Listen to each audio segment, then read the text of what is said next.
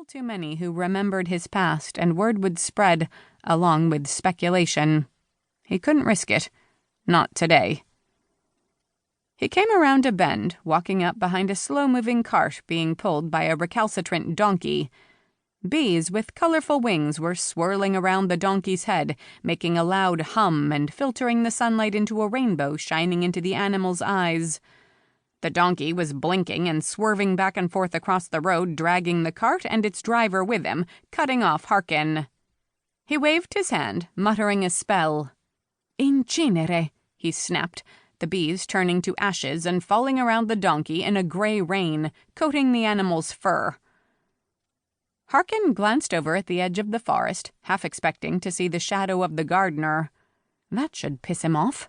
The gardener was the protector of everything that roamed in the vast, dark forest. Harkin grimaced and hunched his shoulders, moving to the far side to pass the cart. The donkey shook his head in surprise, neighing loudly. "Whoa, whoa," said the driver, relieved that he could finally get the cart pulled to one side. Harkin kept his head down and picked up the pace, not looking up again till he was inside the bustling tents that covered a few acres of land near the edge of the dark forest. Tables were set up everywhere, creating narrow aisles full of elves and gnomes, kilaueas and other creatures all bartering loudly or quietly whispering information they hoped to trade for something else. Harkin pushed his way to the back, elbowing past a dwarf who looked up angrily. "Hey!"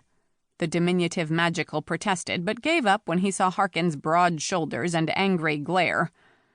The dwarf turned back to the table piled high with books and shook the metal pintas in his hand. "4 pintas is all that book is worth. The spells are old, Louis." The tall young wizard smiled, keeping the book just out of reach. "Old magic is always the most powerful. Everyone knows that." A gnome stood by his side, scanning the crowd. Harkin grunted and kept moving, out of earshot of the dwarf's response. On every side of him, people were loudly protesting something, and he felt himself relax just a little. The steady roar of the crowd calmed him down and made him feel like he was home. He passed an old witch selling warm, rolled tortillas filled with meat. "Agatha," he said, nodding his head. He dropped a pinta into her basket, and she held up a familiar small paper bag full of Haribo gummy bears, but he waved it away. "On my way back. Save it for me."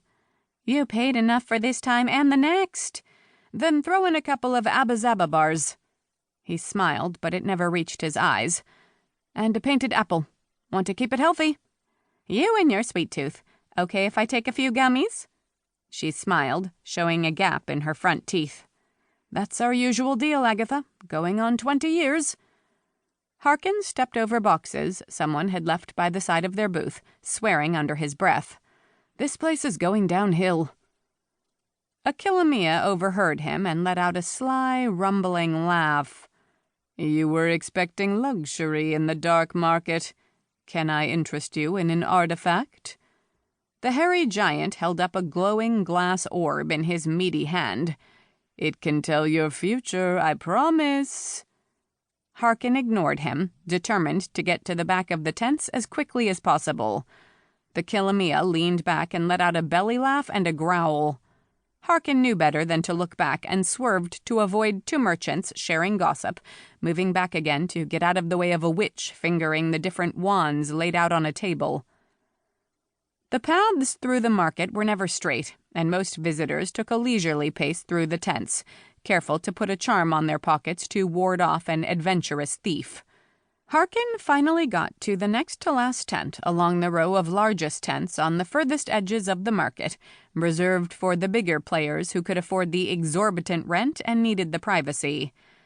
At the door to the tent was a light elf with a scar that ran through his left eye that was cloudy and never moved, standing guard to the entrance. He stepped in front of Harkin, staring him down but saying nothing. "Come on, Lincoln. You're gonna have to let the whole eye thing go at some point. We're both out now, and neither one of us wants to tempt going back. I have an appointment this time, I swear. Went through all the channels. Malik is expecting me." "Did you bring your half of the deal?" "I have it," he said, shaking his pocket to make the pintas clink together. "Let